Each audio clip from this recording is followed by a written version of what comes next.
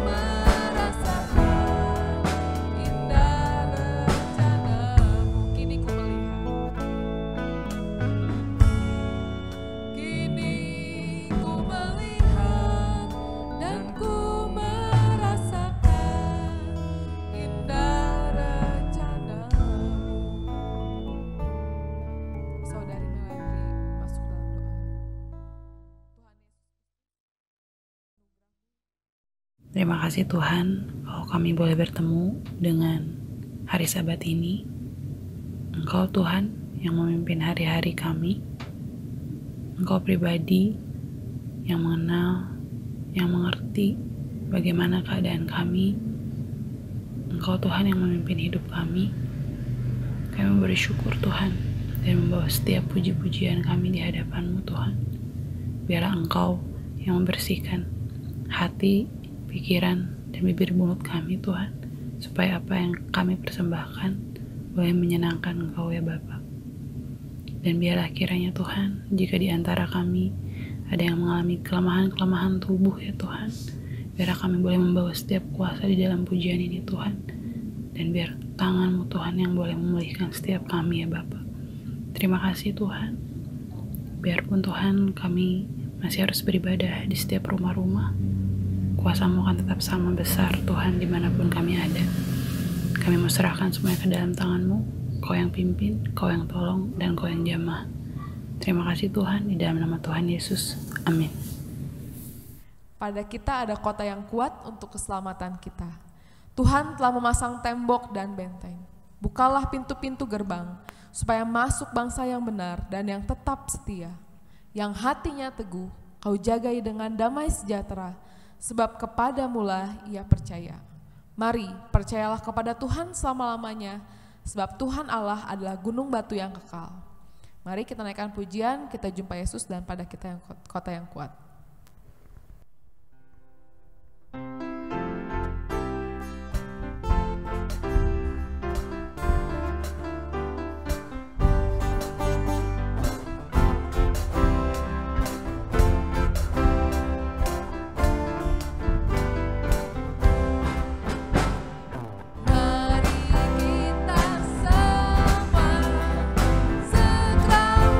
berkemas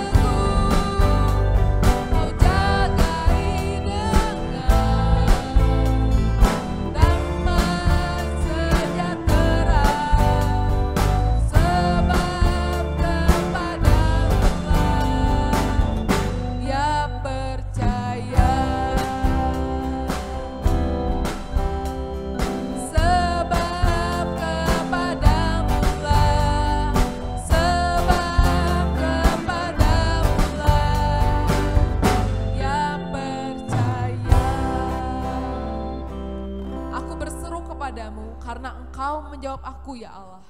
Tunjukkanlah kasih setiamu yang ajaib, ya Engkau yang menyelamatkan orang-orang yang berlindung pada tangan kananmu. Dan aku dalam kebenaran akan kupandang wajahmu, dan pada waktu bangun aku akan menjadi puas dengan rupamu, bertemu muka dengan muka.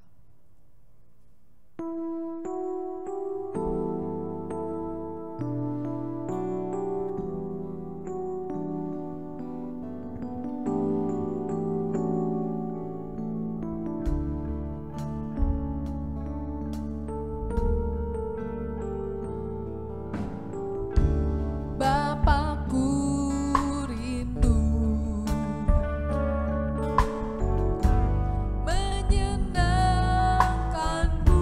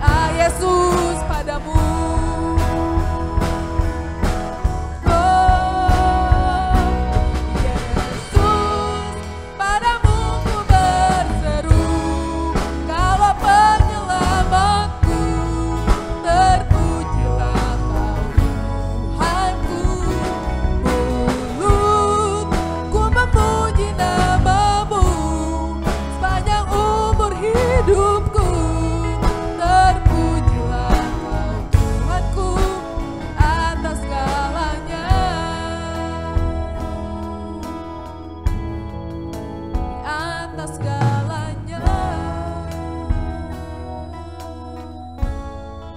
di atas segalanya.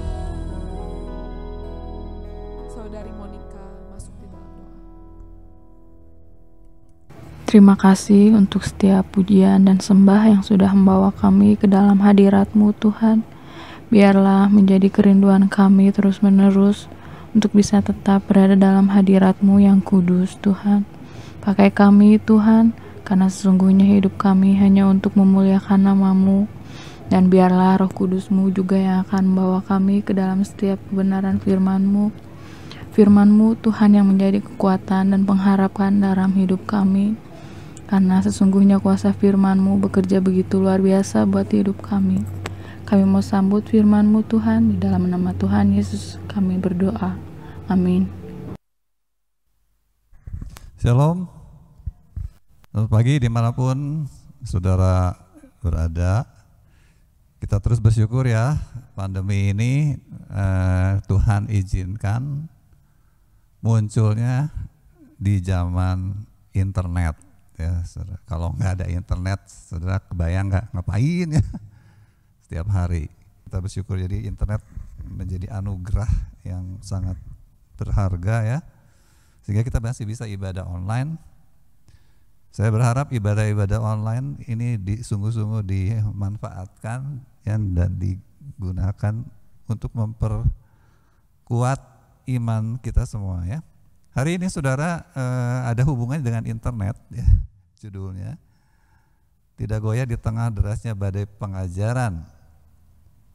Apa itu badai pengajaran? Kalau saudara lihat badai itu artinya sesuatu yang merusak sebetulnya ya, dan kekuatannya besar. Tetapi ini adalah badai pengajaran, bukan badai angin. Jadi pengajaran itu bisa merusak kalau salah ya, apalagi kalau itu deras. Nah, apakah itu ada di Alkitab? Tidak ada ya, istilah badai pengajaran tidak ada, itu istilah yang saya bikin sendiri. Tetapi tentu ada sebabnya kenapa saya kasih judul seperti ini. Yang ada adalah apa saudara? Angin pengajaran ya. Kita bisa menemukannya di Efesus pasal 4 ayat 14. Saya ingin kita membacanya yang NIV saja, yang sudah diterjemahkan ya. Kita baca sama-sama ya, sudah bisa lihat di layar. 1, 2, 3. Sehingga kita bukan lagi anak-anak yang diombang-ambingkan maju mundur oleh gelombang atau ombak dan tertiup ke sana kemari oleh berbagai angin pengajaran dan oleh kelicikan dan kelihayan orang-orang dengan segala tipu daya mereka yang menyesatkan. Jadi kehidupan iman kita ya saudara-saudara itu, kalau kita masih anak-anak pasti akan diombang-ambingkan maju mundur oleh gelombang ya. Jadi kayak saudara di atas perahu kecil dan ombaknya menggoyang-goyang perahu kita. Kalau ombaknya besar, kebayang saudara lempar sana lempar sini, bukan oleh air tetapi oleh angin-angin pengajaran ya, di mana angin-angin pengajaran ini semuanya menyesatkan ya.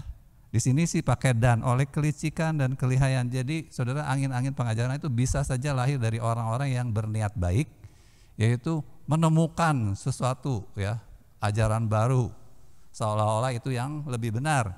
Tetapi bisa juga karena tujuan-tujuan yang lain, karena kelicikan ya, kayak sekarang YouTube itu kan bisa dipakai buat cari duit, cari sensasi, sehingga bikin ajaran-ajaran yang nyeleneh bisa saudara. Dan tentu banyak lagi motivasinya kita nggak pernah tahu, tetapi kita tentu seharusnya tidak dipengaruhi oleh apapun ya, ajaran-ajaran yang sekarang berseliweran di internet terutama ya saudara. Jadi saudara, kalau kita mau simpulkan secara sederhana, angin pengajaran itu adalah pengajaran yang menyesatkan ya, bukan pengajaran yang sehat, yang baik, yang sesuai Alkitab. Diombang-ambingkan berarti mudah terbawa arus ya, gampang disesatkan itu ya. Nah, siapa yang gampang disesatkan? Yaitu di sini disebut anak-anak atau belum dewasa. Artinya ini kan ngomongin pengajaran ya, belajar pembelajaran di dalam terhadap firman itu masih tahapnya masih pemula. Mungkin TK atau SD gitu ya. Masih di situ aja ya, enggak naik-naik. Lalu bagaimana bisa menjadi badai? Kalau kita lihat zaman sekarang, saudara, sangat berbeda kondisinya dengan zaman waktu Rasul Paulus menulis Efesus. Di zaman itu, saudara, untuk membagikan ajaran yang baru itu sangat sulit, saudara ya. Dia harus teriak-teriak di jalan, mungkin ya, belum tentu orang dengar gitu ya. Dia harus menarik banyak orang supaya mau dengar. Nah sekarang, saudara, sangat mudah.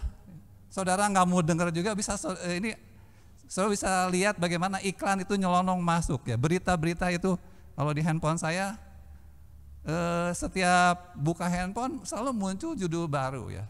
Belum lagi yang di media sosial yang kita ada di grup itu kepaksa dicekokin terus itu ya. Siapa aja yang ngirim.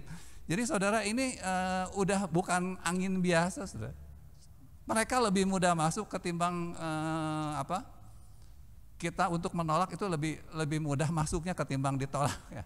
Jadi ini kelasnya udah badai gitu ya. Nah kalau masuk lagi ke Efesus, kalau anak-anak aja bisa diombang-ambing di zaman Rasul Paulus, di zaman internet sekarang, saudara, ini bukan lagi diombang-ambing gitu. Kayak diputar sama badai gitu ya, tornado, saudara. Dan harusnya tidak terbawa, tetapi bisa nggak tidak terbawa? Bisa nggak tidak terseret? Tidak berdaya, saudara, bahkan ikut aja. Bahkan enak mungkin ikutnya, ya wah bisa terbang. Bayangin saudara, di pusaran badai, saudara ada di situ, musiknya takut tapi malah senang gitu ya, karena sudah tidak menyadari. Nah lalu saudara, siapakah yang bisa dibawa badai atau angin-angin pengajaran ini? Di dalam Ibrani pasal 5 ayat 12 dan 13 kita semua sudah tahu bahwa gereja Tuhan itu terdiri dari orang-orang, selalu ada orang-orang yang seperti ini. Ditinjau dari sudut waktu, itu sudah seharusnya menjadi pengajar. Itu sudah kelasnya, kalau sekarang ngajar SD mesti apa? Kuliah ya, sekarangnya udah nggak bisa kayak dulu, sudah lulusan SMP ngajar SD. TK apalagi lebih susah, saudara, harus jurusannya yang khusus TK itu ya, lebih susah. Jadi udah kelasnya itu kan levelnya tuh sarjana, saudara. Kalau ngajar SMA mungkin mesti S2 ya. Saya lupa tuh syaratnya sekarang makin tinggi, saudara. Nah jadi saudara, levelnya tinggi harusnya kalau ditinjau dari waktu, kalau linier. Tetapi ternyata saudara udah puluhan tahun masih memerlukan susu, bukan makanan keras ya. Ini kiasan nih saudara ya. Tidak bisa memahami ajaran kebenaran, nggak bisa tahu yang benarnya gitu. Yang sebenarnya apa gitu, maksud Tuhan apa di dalam firman Tuhan itu, ajaran-ajaran Tuhan itu sebetulnya apa sih yang benarnya, nggak bisa tahu. Karena apa? Masih anak kecil mentalnya. Udah tua tapi kelakuannya masih kayak anak kecil, pikirannya masih seperti anak kecil, perasaannya juga gampang sedih ya, ntar gampang ketawa. Masih anak kecil, tidak stabil, saudara, tidak mantap. Oke? Kenapa bisa begitu? Karena tidak suka makanan keras, malas mengunyah. Nah ini artinya bisa macam-macam ya. Kalau saudara belajar firman-Nya hanya mau yang gampang-gampang, begitu dikasih yang susah, yang suruh mikir, yang harus baca lebih banyak ayat, selidiki, bukan cuma baca, saudara. Benar nggak sih maksudnya ini? Di bagian lain ada nggak penjelasannya? Males, nggak mau. Maunya disuapin terus ya, cuman dengerin khotbah hari Minggu itu juga nggak semua kemakan, nggak ngerti, banyak nggak ngerti. Udah nggak ngerti, nggak mau nanya. Nah, saudara, untuk belajar makin ngerti itu kan perlu ketekunan. Susah memang, belajarnya susah, saudara. Ya, Marvin tahu lah ya, udah S2 ngerti bagaimana susahnya saudara untuk belajar lebih-lebih itu harus baca lebih banyak buku. ya harus banyak latihan. Ini termasuk juga keterampilan di dalam hidup kita kan seperti itu. Hidup manusia itu seperti itu, saudara. Kemampuan kita tidak akan bertambah kalau kita tidak bertekun, ya bersusah payah melatih diri, mengekang diri, ya mendisiplin diri untuk terus belajar sesuatu itu sampai bisa. Nggak bisa kalau cuma yang gampangnya doang yang mau dikerjain, yang semua orang juga bisa, saudara tidak akan pernah mengalami kemajuan. Oke, ya. Nah, tapi juga ada yang terakhir itu adalah orang yang merasa mampu belajar sendiri. Nah, entah mungkin dia malu-malu atau dia sombong, ya nggak mau nanya sama orang, takut nanti ketahuan bodohnya. Nah, saudara, ini juga salah satu bentuk yang lain, ya. Ya merasa bisa padahal sebenarnya tidak bisa, tetapi tidak mau mengakui atau tidak menyadari. Oke? Nah, jawabannya harusnya bagaimana, saudara? Bagaimana sebetulnya kita supaya tidak kanak-kanak, tidak gampang terombang-ambing oleh sekarang di YouTube begitu banyak ya saudara khotbah-khotbah yang mungkin saudara sangat tertarik, misalnya bagus, tetapi saudara salah, saudara dengerin lalu ikut aja padahal salah misalnya. Nah, bagaimana supaya tidak seperti itu? Di Efesus pasal 4 ini sudah dijelaskan bahwa Yesus yang pernah turun ya ke dunia orang mati, mengorbankan nyawanya, memberikan nyawa dan mengalahkan maut, itu sudah naik ke tingkat yang paling tinggi, ya lebih tinggi dari segala langit, memenuhi segalanya, menguasai segalanya, dan lalu dia memberikan kepada manusia, yaitu umat-umat Tuhan, itu rasul-rasul, nabi, pemberita Injil, guru-guru dan gembala, pemelihara jemaat. Ya, di bahasa Indonesia sehari-hari, saudara ya. Ini dilakukan oleh Yesus supaya umat Allah dilengkapi sepenuhnya agar dapat melayani Tuhan dan membangun tubuh Kristus. Membangun tubuh Kristus, gereja Tuhan itu adalah kebersamaan. Maju sama-sama menjadi bangunan yang indah di hadapan Tuhan dan manusia. Ya, yaitu wajah Kristus yang sebenarnya. Perbuatan-perbuatan yang bukan hanya untuk bagus sendiri, tapi juga untuk bagus untuk orang lain. Karena Kristus itu memberikan hidupnya untuk keselamatan banyak orang. Nah, saudara, kalau kita bergerejanya benar dan gereja kita ini melaksanakan tugas-tugas ini, ada orang-orang, Tuhan sudah membangun gereja ini dan melengkapinya walaupun mungkin belum sempurna ya. Minimal ada guru-guru dan gembala di sini ya saudara. Ada pemberita Injil 3, rasul-rasul dan nabi-nabi. Oke, kita anggap aja diwakili oleh Alkitab, Perjanjian Lama, Perjanjian Baru ya. Itu soalnya tafsiran bisa macam-macam ya. Nah, saudara, jadi udah ada semuanya. Tapi saudara, apakah mau ya di bawah pengajar-pengajar ini? Saudara sebagai murid-murid gitu, menempatkan diri sebagai murid. Walaupun sebenarnya kami itu terbuka untuk saudara, bisa aja saudara lebih tahu duluan gitu ya. Jadi kita tuker-tukeran, belajar sama-sama ya saudara. Nah, gereja tuh harus begitu saudara. Apapun yang dari luar itu jangan dimakan dulu, tetapi sama-sama dipelajari sama-sama saudara. Supaya akhirnya apa yang diinginkan oleh Tuhan dengan memberi 5 macam petugas-petugas ini adalah ayat 13. Saudara, dengan demikian kita semua menjadi satu oleh iman yang sama. Iman yang sama saudara. Artinya pengenalan akan ikut Tuhan itu seperti apa, Tuhan itu seperti apa, ya. Buktinya apa, itu semuanya sama. Tidak akan ada yang beda-beda. Ya, misalnya Tuhan mah suka marah-marah. Oh enggak, dalam hidup saya Tuhan tidak marah-marah. Jadi ada beda nih. Enggak, saudara, enggak akan beda seperti itu. Ya saudara. Semuanya bisa dibicarakan, akhir ketemu iman kita itu terus makin sama mengenai Tuhan, mengenai bagaimana ikut Tuhan, harus bagaimana mengimani Tuhan, bagaimana berdoa yang benar. Semuanya itu akan semakin sama saudara. Kalau ada yang muncul yang baru diuji lalu memperkaya semuanya. Seperti itu saudara. Lalu yang kedua adalah mencapai pengertian yang sama tentang anak Allah. Ini ajaran tentang anak Allah itu sangat beragam. Tetapi yang Tuhan mau adalah melalui gereja-gereja ya, yang di mana di situ hamba-hamba Tuhan diberikan, dianugerahkan, itu semua mempunyai pengertian yang sama. Jadi seluruh dunia gereja yang benar itu pasti mempunyai pengertian yang sama tentang Allah, tentang anak Allah, tentang Allah itu Tritunggal atau tunggal. Itu pasti sama.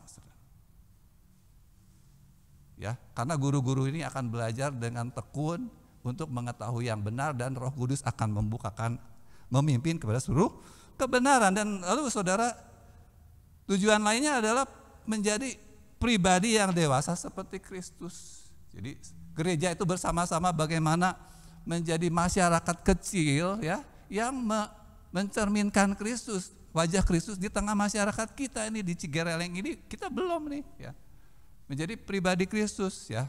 Tapi kita harus terus berjuang. Ini akan sangat mudah kalau jemaatnya dewasa. Karena apa, orang dewasa itu pasti mudah introspeksi diri, ya tahu kesalahan, ya tahu sejauh mana level belajarnya sekarang, sehingga mudah untuk diajar, mudah untuk belajar bersama-sama, dan akhirnya menemukan bersama-sama kebenaran yang sejati. Itu fungsi gereja, saudara. Jadi saudara tidak bisa kalau saudara sendiri, nggak bisa, karena Tuhan tidak pernah menghendaki seperti itu. Gereja itu benar-benar Tuhan yang dirikan di atas bumi ini untuk ini, sudah tujuan ini. Oke? Jadi saudara, kedewasaan itu sangat penting dan kita harus bersama-sama berjuang, jalan sama-sama, belajar sama-sama. Apapun ya saudara, angin-angin yang datang, pengajaran yang harus dibelajari sama-sama. Ya, harus membuka pikiran semuanya untuk supaya jangan ada yang kita menerima ajaran yang menyesatkan. Karena itu seperti penyakit bagi pikiran kita, bagi iman kita. Oke? Nah, mari bersama-sama tumbuh menjadi lebih dewasa. Hari ini kita akan mempelajari satu ajaran yang sempat ya, ini menjadi ramai di gereja kita, khususnya di kaum pria ya.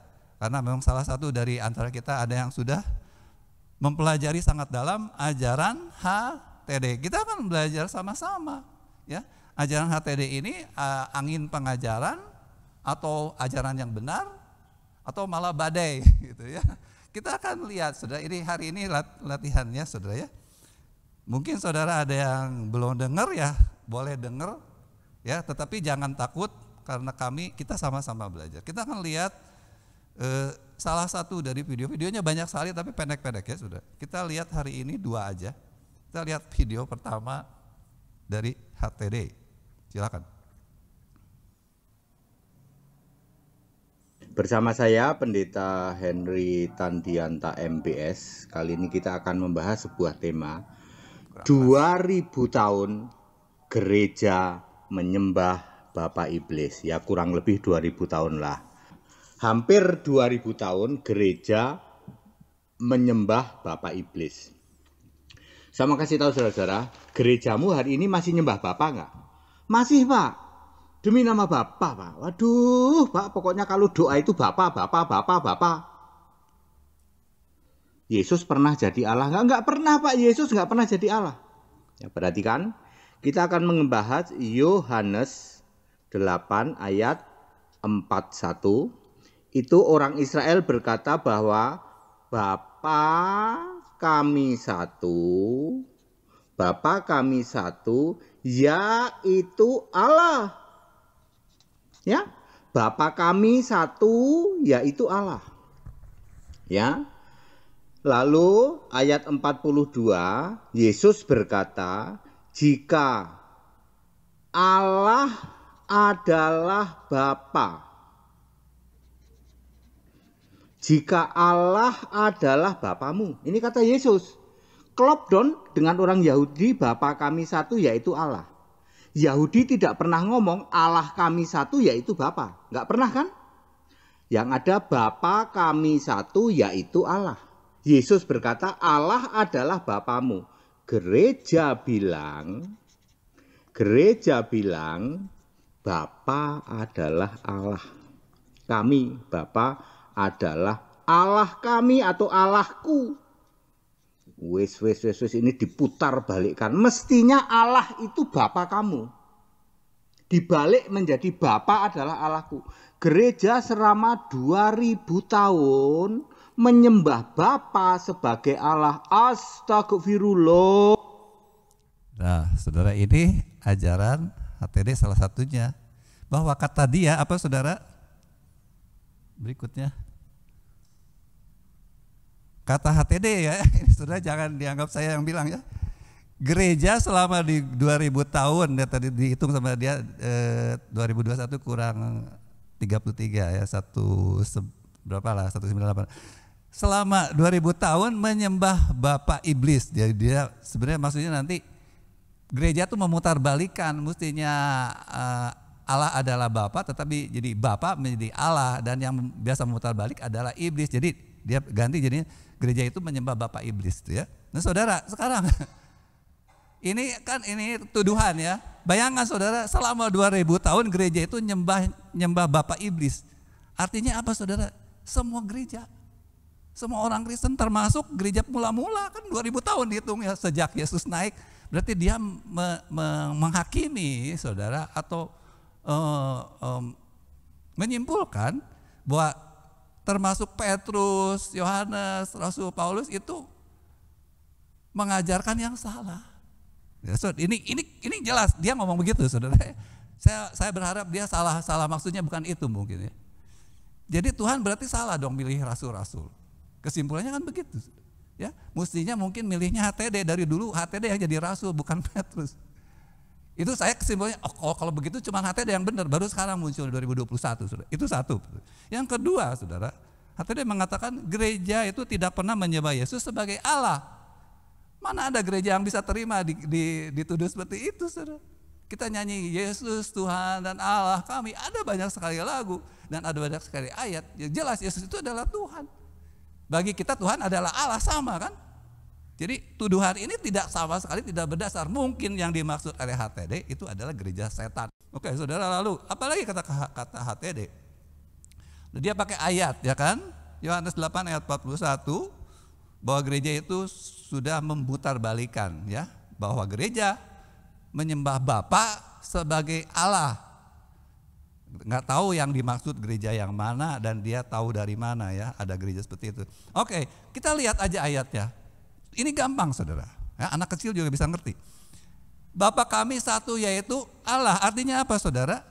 Tidak ada Bapa yang lain. Bapa kami cuma satu.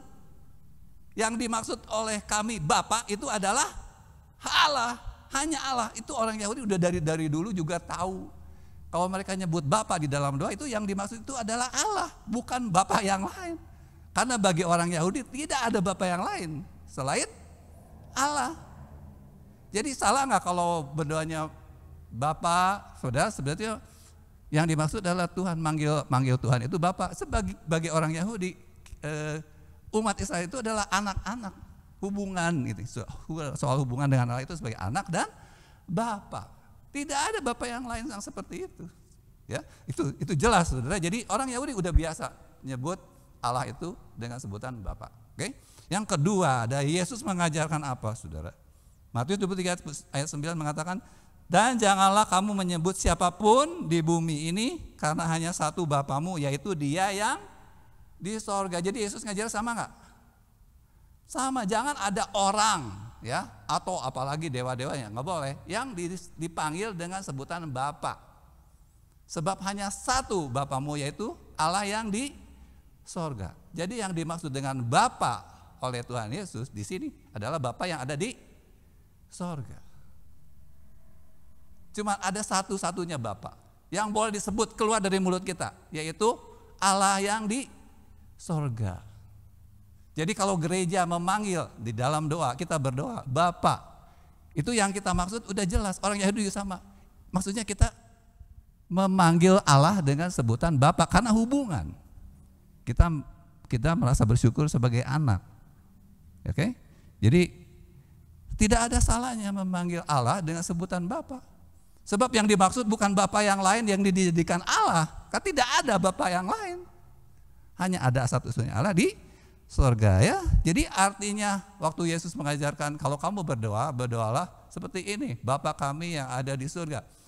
Itu Yesus jelas-jelas menunjukkan kepada berdoa kepada Allah yang ada di surga. Disebutnya dengan Bapa. Siapa yang ngajarin memanggil Allah dengan Bapa? Yesus juga. Karena kamu berdoanya begini gitu kan. Istilah Bapa itu dilahirkan oleh Yesus paling banyak, tetapi sudah dikenal oleh orang Yahudi sejak dulu. Ya, sudah biasa.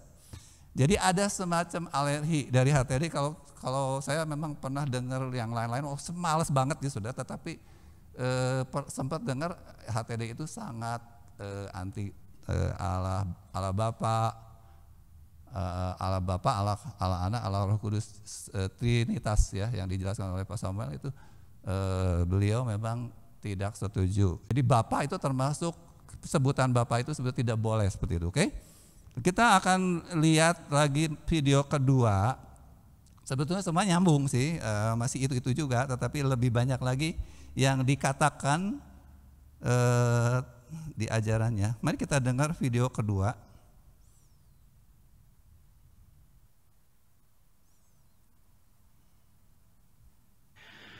Begini pertanyaannya ya, judul kita ya.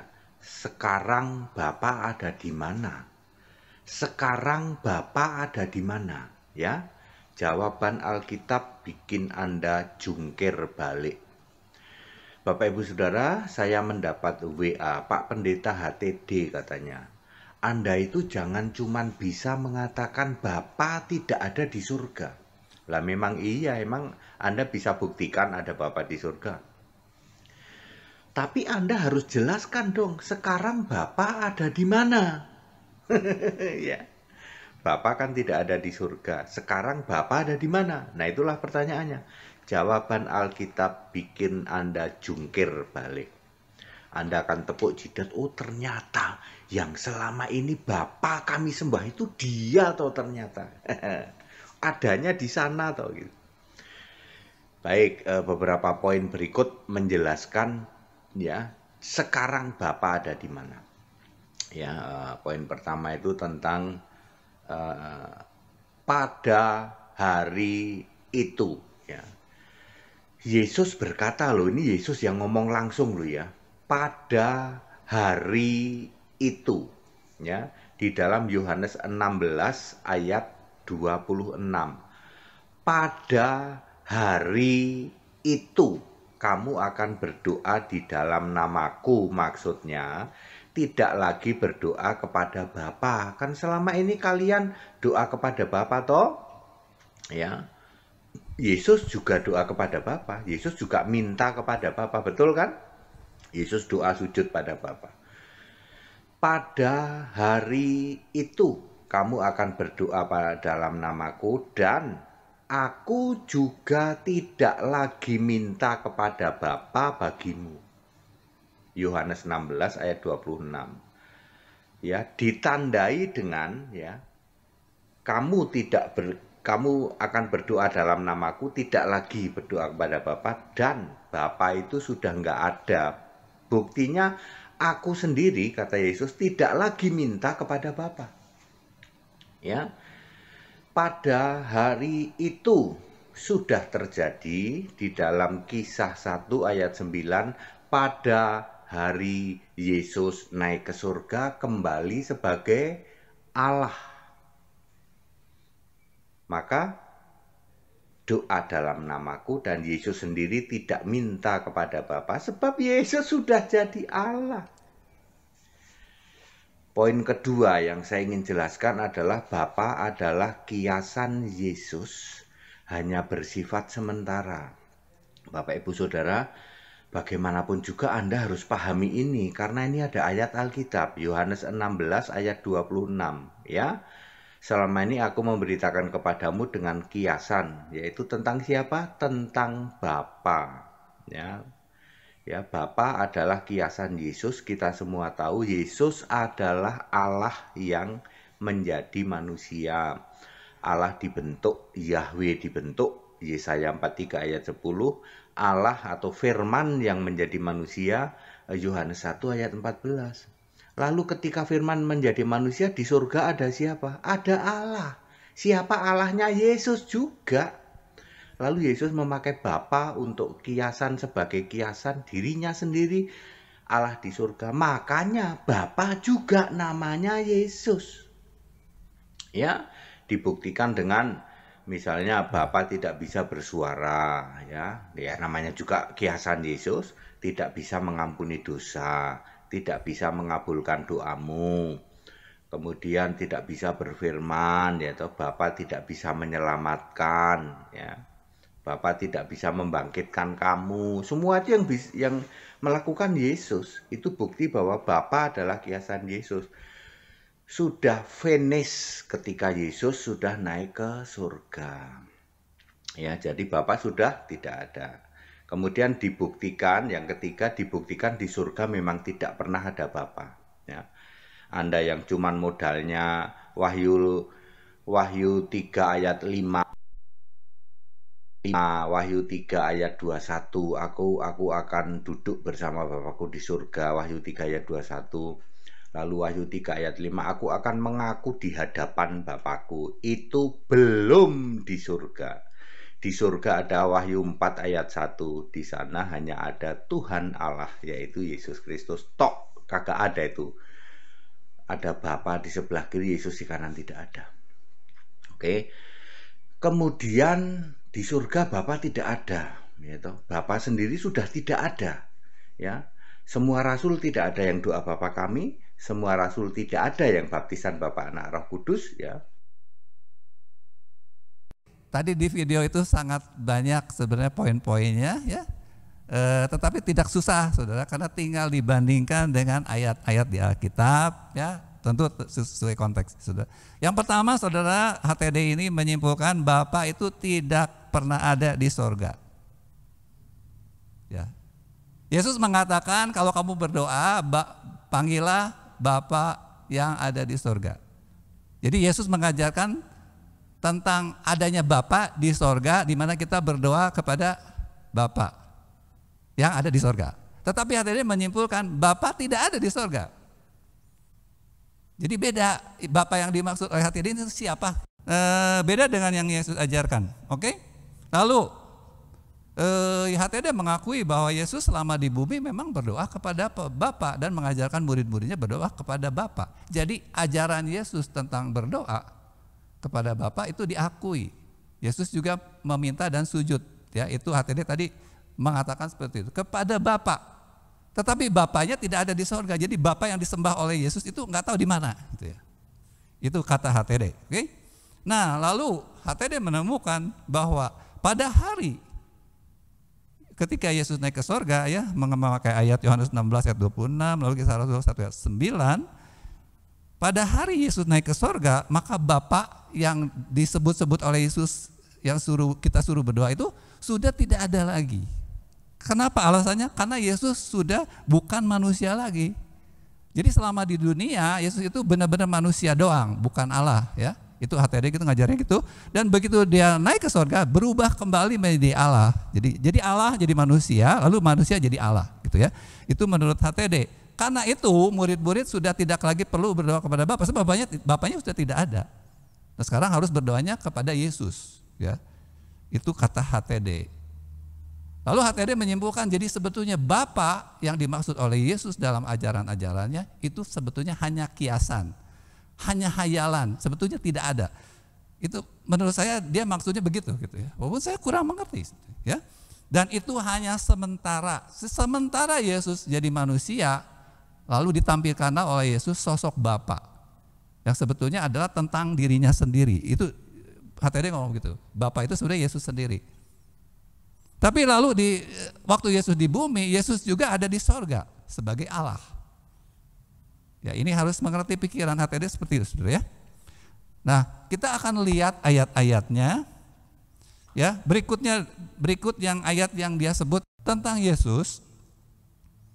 HTD mengatakan menurut Yesaya 43 ayat 10, ya, Yesus itu adalah Allah atau Yahweh yang dibentuk. Jadi ayat ini sama dia diambil sebelum aku tidak ada Allah dibentuk. Aku di sini adalah Yesus. Jadi hanya Yesus yang pernah menjadi Allah yang dibentuk. Sebelum Yesus tidak ada Allah dibentuk. Sesudah Yesus tidak ada Allah yang dibentuk. Betulkah ayat itu maksudnya begitu? Kalau saudara baca seluruhnya, bukan begitu, saudara, ya. Saudara, jadi kata HTD, Yesus itu adalah Allah yang dibentuk atau Yahweh yang dibentuk. Tetapi HTD juga mengatakan Yesus itu bukan Allah. Kalau lagi di bumi itu Yesus itu manusia. Jadi HTD ini mendua, saudara. Jadi Yesus lagi di bumi itu adalah Allah yang dibentuk, tetapi bukan Allah, gitu ya. Saudara bingung sebenarnya. Bingung maksudnya apa gitu ya. Oke lah saudara, ini sangat jelas. Kalau saudara baca beneran Yesaya 43:10, maksudnya begini saudara. Tidak ada Allah selain Yahweh, ya kan? Yahweh itu satu-satunya nama untuk Allah saudara. Aku adalah aku, tidak ada yang seperti aku. Ya. Tidak ada, hanya satu Allah gitu ya. Tidak pernah ada Allah yang lain. Tidak ada Allah yang selain Yahweh. Berhala-berhala itu bukan Allah sebab dibentuk oleh tangan manusia. Berhala itu tidak bisa dianggap Allah sebab dibentuk. Mana ada Allah itu dibentuk. Allah itu adalah pencipta. Kalau dibentuk berarti ciptaan. Oke saudara, jadi beda banget dalam menafsirkan ayat ini. Oke, berikutnya yang sangat bagi saya sih mengagetkan adalah HTD menyimpulkan Bapa sebagai kiasan tentang diri Yesus ya. Yesus memakai istilah Bapa sebagai kiasan dirinya. Bapa juga namanya Yesus, dibuktikan, kalimatnya seperti itu ya, dibuktikan dengan apa? Satu, Bapa tidak bersuara. Bapa yang dimaksud oleh HTD itu ada di mana ya? Ayatnya nggak ada saudara. Yang ada itu Bapa itu bicara kan, inilah anakku yang sangat kukasih, kepadanya lah aku berkenan. Tapi kata HTD, Bapa itu tidak pernah bisa ngomong karena cuma kiasan. Bapa tidak bisa mengampuni dosa. Yesus mengajarkan apa? Kalau kamu mengampuni dosa orang lain, Matius 6:14, maka Bapamu akan mengampuni kamu. Jadi beda saudara. Beda. Silakan saudara cek ya, nanti kan ini ada videonya, saudara bisa pause, saudara buka Alkitab saudara. Saya tidak bisa ngomong terlalu banyak karena waktunya tidak akan cukup ya, dan saya tidak mau mengulang-ulang ajaran yang sangat mudah dipahami, bisa dinilai dengan mudah. Oke? Bapak tidak bisa mengabulkan doa, Matius 6:4-7. Bapak tidak bisa berfirman, tadi udah Matius 3:17 ya, contohnya banyak sebetulnya.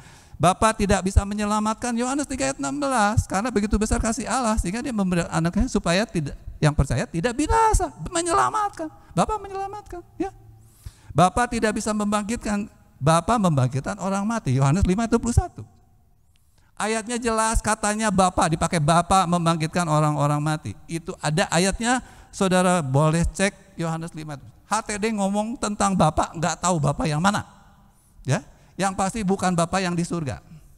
Itu yang Bapak yang hayalan siapa? Hayalan HTD, bukan kiasan dari Yesus. HTD berhayal ada Bapak seperti ini. Oke? Nah, tapi ada ayat yang kuat katanya ya, yaitu Yesus itu memang bicara tentang Bapak itu adalah kiasan. Pakai apa? Yohanes 16 ayat 25 dan 26. Kita lihat ayatnya.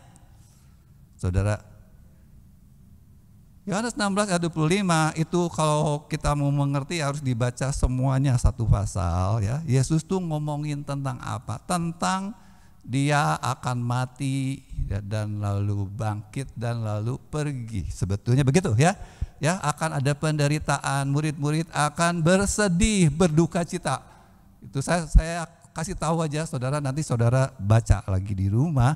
Yohanes 16 itu tentang pemberitahuan Tuhan Yesus kepada murid-murid tentang apa yang akan segera terjadi. Oke? Dan tapi Yesus menyampaikannya dengan kiasan. Semuanya ini ya, tentang penderitaan dan tentang dia akan pergi, itu kukatakan kepadamu dengan kiasan. Bukan semua tentang Bapa, bukan. Semuanya ini di pasal itu doang kukatakan. Artinya Yesus menyampaikan dengan kata-kata yang berupa teka-teki, bisa dibilang saudara. Harus ditebak maksudnya apa. Kiasan itu kan begitu ya saudara, hanya perumpamaan. Nah, yang mana sebetulnya yang Yesus maksud, aku berkata-kata dengan kiasan, sangat gampang saudara. Saudara akan menemukan Yohanes 16 ayat 16 ya. Karena Yesus berkata begini ya, tinggal sesaat saja dan kamu tidak melihat aku lagi. Tinggal sesaat, tinggal sebentar dan kamu tidak akan melihat. Berarti Yesus bakalan pergi ya. Dan tinggal sesaat saja pula dan kamu akan melihat. Loh, pergi tapi sebentar lagi datang. Jadi pergi sebentar pergi terus sebentar datang. Apa ini ya kan? Oh Pak Jo itu menyimpulkan sendiri. Enggak, itu murid-muridnya lalu langsung ayat 17 tuh ya. Mendengar itu beberapa dari muridnya berkata seorang kepada yang lain, apa artinya? Ia berkata kepada kita, tinggal sesaat saja dan kamu tidak tinggal sesaat saja pula dan kamu akan melihat aku dan aku akan pergi kepada Bapa. Maksudnya apa sih? Tuh ya. Ayat 18 tambah lagi. Maka kata murid-murid, apa artinya? Ia berkata, tinggal sesaat saja. Kita tidak tahu apa maksudnya, bingung. Teka-teki apa ini gitu ya. Ini saudara kiasannya itu. Bukan tentang Bapa, tentang rencana Yesus, tetapi tidak diterangkan dengan jelas. Dengan kiasan, harus ditebak. Lalu Yesus menambahkan sebetulnya sebenarnya belum dijelaskan, tetapi lumayan akhirnya murid-murid lumayan bisa menebak walaupun sebenarnya salah gitu ya. Nah, saudara bisa menemukan tambahan yang Yesus katakan, penjelasan Yesus sedikit tentang kiasan itu adalah di ayat 27 sampai 28 misalnya ya. Sebab Bapa sendiri mengasihi kamu karena kamu telah mengasihi aku dan percaya bahwa aku datang dari Allah ya. Aku datang dari Bapa dan aku datang ke dalam dunia. Aku meninggalkan dunia pula dan pergi kepada Bapa. Jadi Yesus sedang bicara tentang apa saudara? Aku ini datang dari Allah. Allah ada di mana? Ada di sorga. Jadi aku dulunya ada di sorga ya bersama dengan Allah. Lalu aku datang dari Bapa. Ini masih ngomongin yang sama. Aku datang dari Allah, aku datang dari Bapa. Kalimatnya sama, tetapi pakai sekarang Allah diganti dengan Bapa. Jadi Bapa yang dimaksud oleh Yesus adalah Allah yang di surga.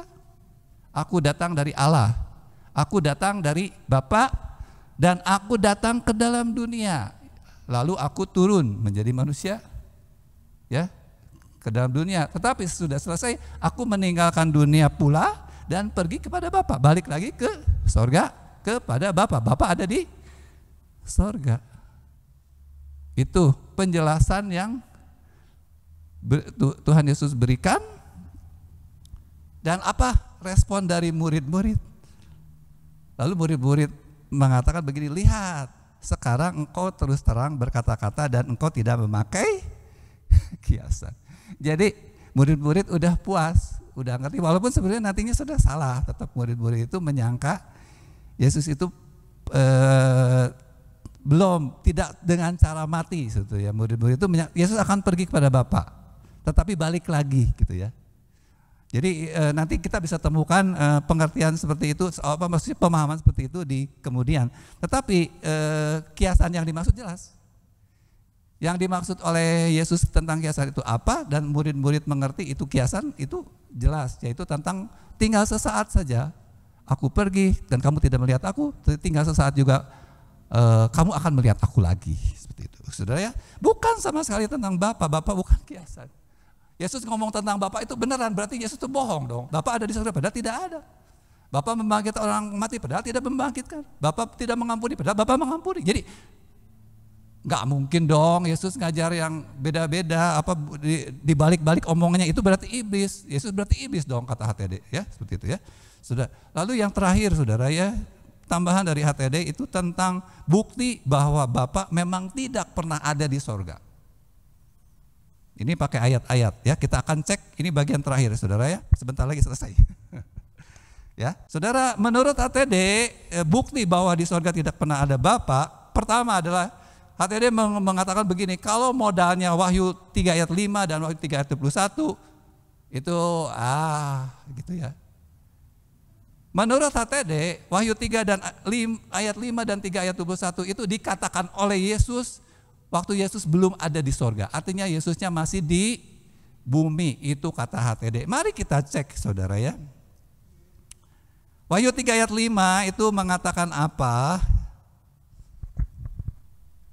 Sebetulnya yang terakhirnya dulu yang harus saya ngomong. Wahyu ini disampaikan oleh Tuhan Yesus kepada Yohanes di Pulau Patmos, dan itu terjadi tahun 95-an. 60 tahun lebih sesudah Yesus naik ke sorga. Jadi kalau mengatakan waktu Yesus menyampaikan wahyu kepada Yohanes itu Yesusnya masih di bumi, berarti HTD itu sedang membicarakan Yesus yang lain. Yang baru muncul di tahun 90 gitu ya. Karena Yesus waktu bicara kepada Yohanes menyampaikan wahyu, Yesusnya sudah ada di sorga, sudah 60 tahun lebih, saudara. Oke? Nah, tetapi kita kita turutin dulu deh. Maksud dia mungkin benar ya. Wahyu 3 ayat 5, kita baca sama-sama saudara supaya saudara jangan bengong terus. Kita baca Wahyu 3 ayat 5 ya. 1, 2, 3. Barang siapa menang, ia akan dikenakan pakaian putih yang demikian. Aku tidak akan menghapus namanya dari kitab kehidupan, melainkan aku akan mengaku namanya di hadapan Bapakku dan di hadapan para malaikatku. Kita fokus ke kitab kehidupan, ya saudara. Kitab kehidupan itu baru akan dibuka di surga. Ya. Saudara bisa temukan di Wahyu 20 ayat 12, yaitu pada hari penghakiman. Silakan baca ayatnya. Semua kata-kata ini ada di situ, ya. Kitab kehidupan baru akan dibuka di hari penghakiman dan itu di surga, di mana semua manusia sudah mati, ya. Dan kalau nama kita tidak tertulis di kitab kehidupan, maka kita akan dibuang ke lautan api. Wahyu 20 ayat 15. Dan Yesus akan mengakui nama kita. Waktu kitab kehidupan dibuka lalu disebut Jonathan, Henry Jonathan. Ada, saya yakin ada ya. Saudara harus yakin ada. Disebut, maka Yesus akan mengaku, ya betul, itu adalah muridku, gitu kan? Itu adalah yang setia mengikut aku. Yesus akan membela kita di hadapan Bapa di surga dan di hadapan malaikatnya. Di mana lagi kalau bukan di surga? Jadi Bapaknya ada di mana? Ada di surga. Bukti ini membuktikan bahwa Bapa memang ada di surga. Dan Yesus bukan sedang di bumi mengatakan ini. Kalaupun Yesus sedang di bumi, tetap aja Yesus sedang mengatakan nantinya juga aku akan mengaku di hadapan Bapa kalau nama kamu tertulis di kitab kehidupan. Oke? Udah cukup ya saudara. Jadi yang dimaksud oleh Yesus waktu wahyu ini masih ada di bumi, berarti bukan Yesus itu, bukan Yesus yang kita, bukan itu Yesus yang lain, saudara. Nah, dan Rasul Paulus mengatakan kamu jangan diam aja gitu. Kalau ada orang memberitakan Yesus yang lain, 2 Korintus 11 ayat 4, saudara. Ya HTD memberitakan tentang Yesus yang tidak kita kenal, yang tidak sesuai dengan Alkitab. Yesus yang lain, jangan diam saja, jangan tenang-tenang aja, saudara. Kita harus tolak, saudara, minimal. Oke?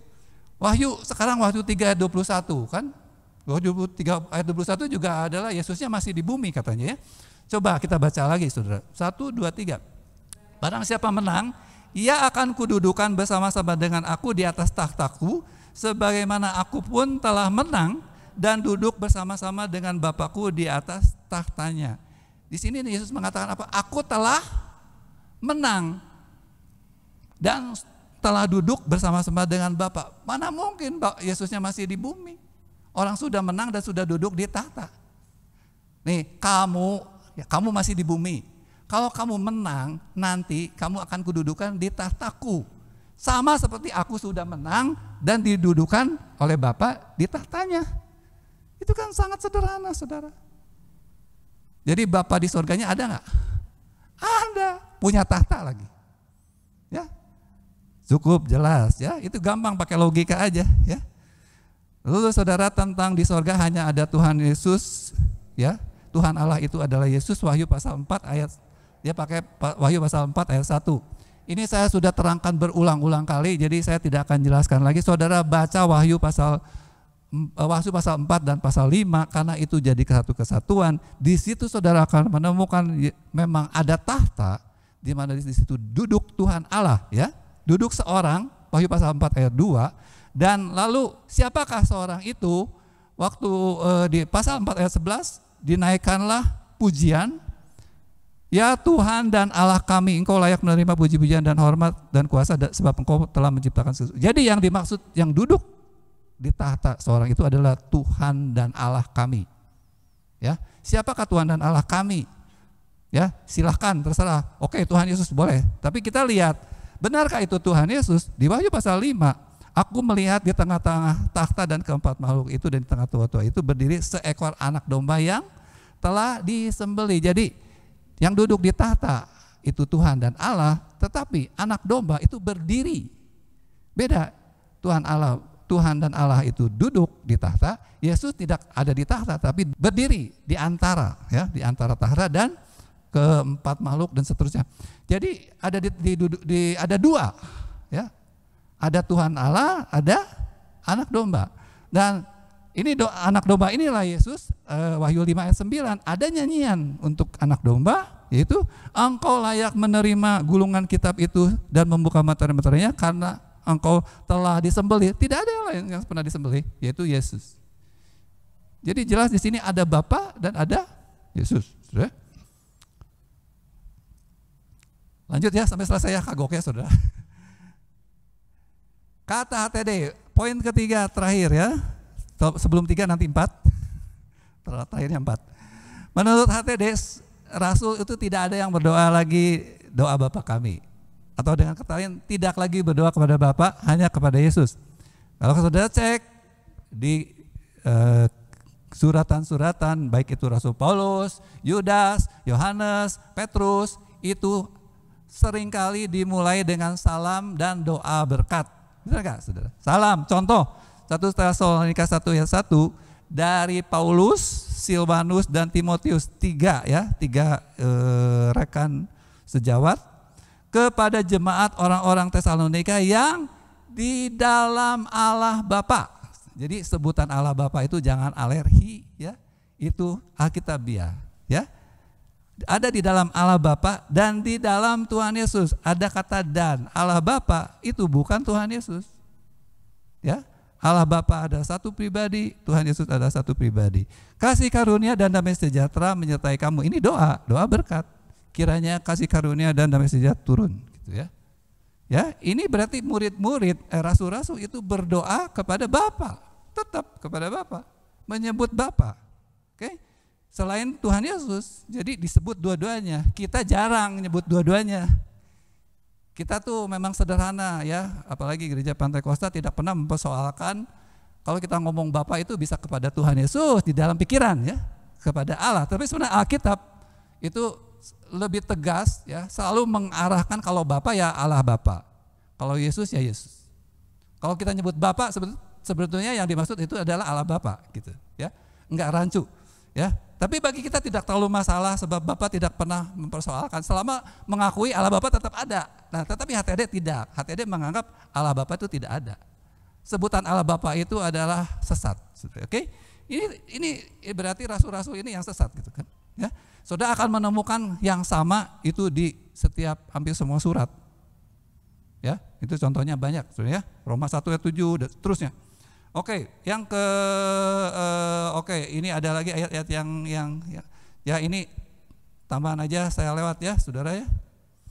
2 Korintus 1 ayat itu tentang terpujilah Allah Bapa, Allah Bapa dari Yesus itu ya. Terpujilah Allah dan Bapa Tuhan kita. Jadi Allah Bapa itu adalah Bapa dari Tuhan kita. Itu murid-murid atau rasul-rasul itu dengan tegas mengatakan bahwa Bapa itu memang ada. Dan itu adalah Bapa dari Tuhan kita. Dan Yesus itu adalah anak terhadap Bapa. Oke?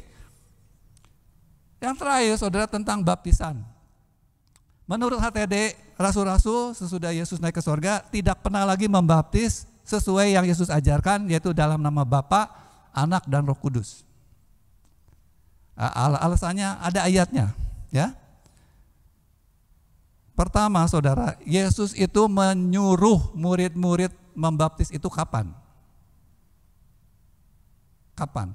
Waktu Yesus mau naik ke sorga, ya, detik-detik terakhir, ya, pergilah ke dan jadikan semua bangsa muridku, baptislah mereka dalam nama Bapa, Anak dan Roh Kudus, ya, dan ajarkan kepada mereka untuk melakukan semua perintah yang aku pernah ajarkan kepadamu. Ya, perintah ini adalah perintah terakhir untuk dilakukan, benar nggak? Dilakukan oleh siapa? Oleh murid-murid dan murid-muridnya dan murid-muridnya sampai sekarang. Baptis dalam nama Bapa, Putra, dan Roh Kudus. Mungkinkah murid-murid tidak melakukan? Ini perintah baru, perintah terakhir sebelum Yesus naik ke surga. Enggak mungkin dong. Perintah ini enggak pernah dicabut karena masih baru. Ya, pasti dilakukan. Oke? Mana mungkin berani. Tetapi lalu lah. Katanya ada ayatnya. Ada ayatnya, murid-murid hanya membaptis di dalam nama Yesus. Kita lihat ini bagian terakhir, ya saudara. Benarkah Yesus ingin murid-murid dan kita nih hamba-hamba Tuhan membaptis hanya dalam nama Tuhan Yesus? Tidak boleh dengan dalam nama Bapa, Putra, dan Roh Kudus. Kita lihat peristiwa ini, saudara. Kita baca sama-sama kisah ini, saudara ya. Kisah Rasul 8 ayat 14 sampai 17. Mari kita baca sama-sama, saudara. 1, 2, 3. Ketika rasul-rasul di Yerusalem mendengar bahwa tanah Samaria telah menerima firman Allah, mereka mengutus Petrus dan Yohanes ke situ. Setibanya di situ, ketua rasul itu berdoa supaya orang-orang Samaria itu beroleh Roh Kudus, sebab Roh Kudus belum turun di atas seorang pun di antara mereka, karena mereka hanya dibaptis dalam nama Tuhan Yesus. Kemudian keduanya menumpangkan tangan di atas mereka, lalu mereka menerima Roh Kudus. Jadi tidak benar. Jadi memang ada murid yaitu Filipus, ya kalau nggak salah, hanya membaptis dalam nama Tuhan Yesus, dan itu tidak lengkap. Lalu oleh Petrus dan Yohanes disempurnakan. Ya, karena kalau membaptis hanya dalam nama Yesus, Roh Kudus tidak dicurahkan. Ini kesimpulan kita berdasarkan peristiwa ini. Artinya saudara, kalau membaptis harus sesuai dengan yang Yesus ajarkan dalam nama Bapa, Anak, dan Roh Kudus. Artinya kita dimasukkan ke dalam tatanan di bawah kuasa Bapa, Yesus, dan Roh Kudus. Kalau tanpa tiga-tiganya, maka hanya di bawah kuasa Yesus. Roh Kudus tidak membawai kita. Kita tidak di bawah kuasa Roh Kudus. Tidak dipimpin Roh Kudus.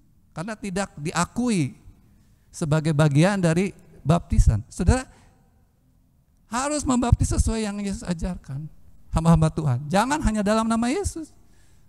Jadi tidak aneh kalau ada gereja-gereja yang jemaatnya tidak pernah menerima baptisan Roh Kudus, karena hanya dibaptis dalam nama Tuhan Yesus. Cukup jelas, saudara?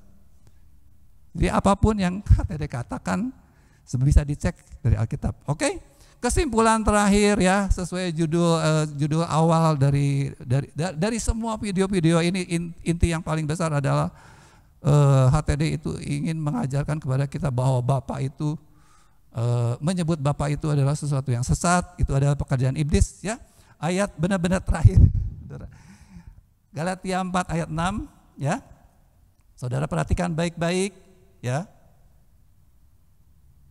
Dan kita baca sama-sama. 1, 2, 3.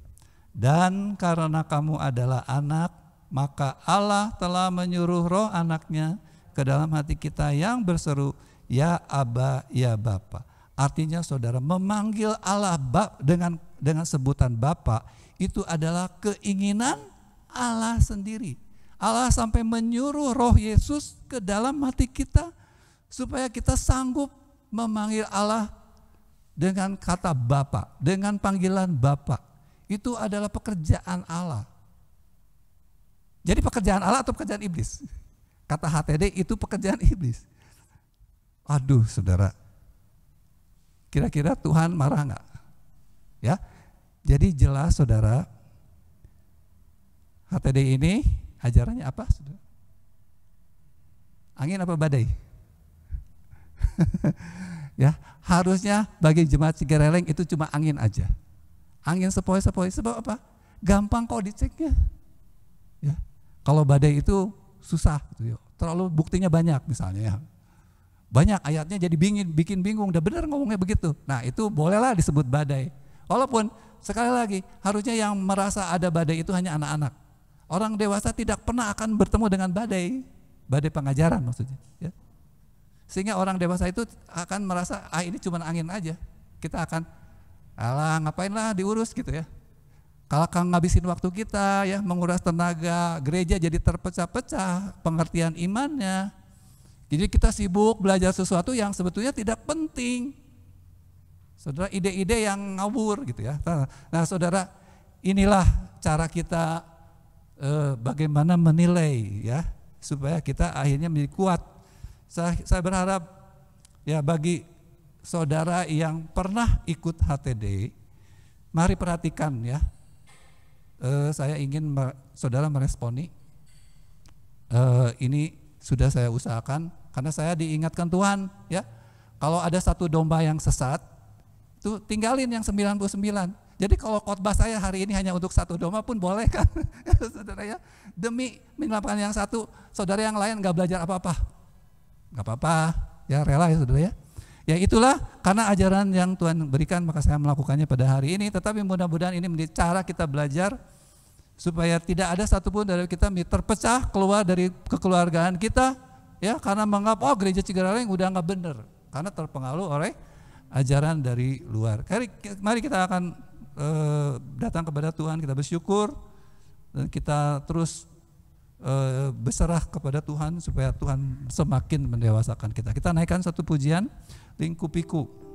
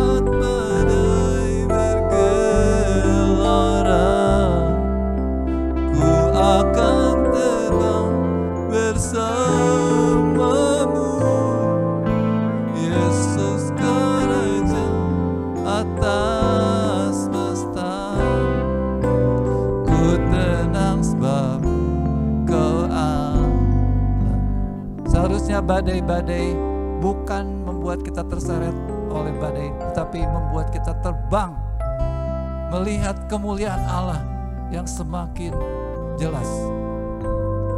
Jadi saudara, jangan takut terhadap badai. Selama kita rendah hati, kita mau belajar bersama-sama, merendahkan diri bersama-sama di hadapan Tuhan, maka Roh Kudus akan memimpin kita untuk menemukan kebenaran yang sesuai.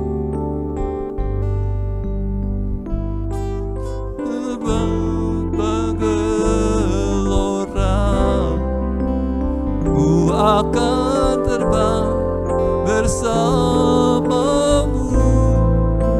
Bapa kerajaan atas semesta. Ku tenang sebab Kau Allah, ku tenang sebab Kau Allahku, ku tenang sebab Kau Allah. Tuhan Yesus, kami ingin menjadi jemaat-jemaat yang kuat, yang tidak akan mudah terombang-ambing, terbanting ke sana kemari oleh ajaran-ajaran, apalagi ya Tuhan sampai terseret tanpa kami sadari. Padahal kami memiliki Roh Kudus, padahal kami punya gereja di mana Engkau memberikan hamba-hambamu untuk menolong kami belajar bersama-sama. Ya Tuhan, membangun iman bersama-sama untuk kami mempunyai pengertian yang lebih benar lagi tentang Engkau. Ya Bapa, Tuhan Yesus, bawa kami untuk bisa terbang di tengah-tengah begitu besarnya badai-badai informasi hari-hari ini. Bukan hanya hal-hal rohani, kami juga ingin ya Tuhan bisa mengatasi badai-badai ekonomi, badai-badai persoalan-persoalan hubungan-hubungan kami dengan orang-orang lain. Ya Tuhan, bagaimana mungkin kami bisa tenang kalau kami tidak bersama-sama dengan Engkau dan bersama-sama gerejamu. Bantulah kami gerejamu di Cigareleng untuk bisa bertumbuh bersama-sama menuju kedewasaan dan akhirnya menjadi seperti Engkau ya Tuhan. Terima kasih ya Bapa. Kami serahkan jemaat-jemaat yang sudah terlanjur terbawa arus-arus pengajaran yang tidak benar ke dalam tangan-Mu, Roh Kudus yang membuka pikiran, Roh Kudus yang akan membukakan mata untuk melihat terang kebenaran yang sesungguhnya ada di hadapan mereka, sehingga dengan mudah mereka boleh berjalan kembali kepada jalan terang-Mu ya Tuhan. Terima kasih ya Bapa. Kami sebentar akan mempersembahkan persembahan, Tuhan menolong supaya kami dapat memberikannya dengan rela dan dengan sukacita. Di dalam nama Tuhan Yesus Kristus. Amin. Mari kita memberikan persembahan kepada Tuhan sebagai rasa syukur kita. Kita naikkan pujian Menang Bersama Kristus.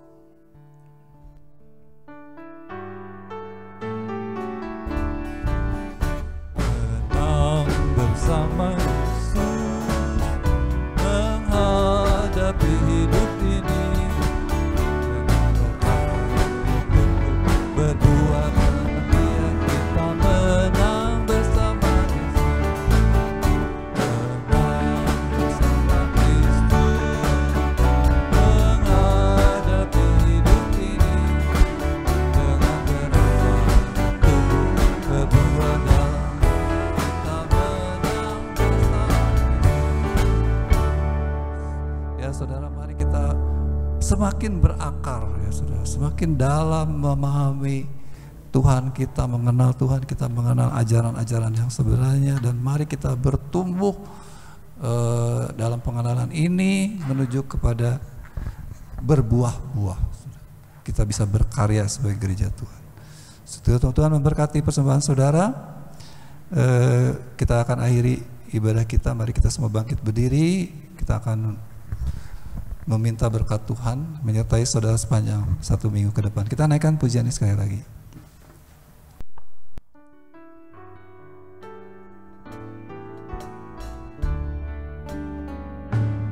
Menang bersama Kristus,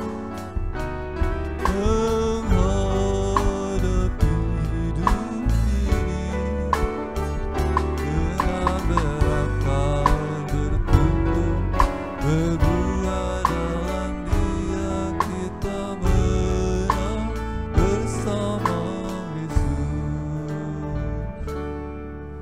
Saudara yang sangat dikasihi oleh Tuhan, terimalah berkat dari Allah Bapa, kekuatannya, kuasanya yang besar, kiranya melimpah dalam hidup saudara, kasih karunia yang agung mewarnai hari-hari saudara, kasih sayang daripada Tuhan Yesus kiranya terus memenuhi hati saudara sehingga saudara sanggup mengasihi orang-orang yang ada di sekitar saudara dengan kasih yang seperti yang Yesus sudah berikan kepada kita, dan semakin mengasihi lebih banyak orang, dan Roh Kudus kiranya semakin menerangi kita. Roh Kudus semakin giat oleh karena kerelaan kita memimpin kita kepada masa depan yang gemilang yang Tuhan sudah sediakan bagi orang-orang yang mengasihi Dia.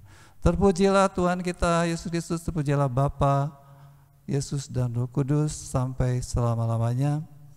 Amin. Selamat siang.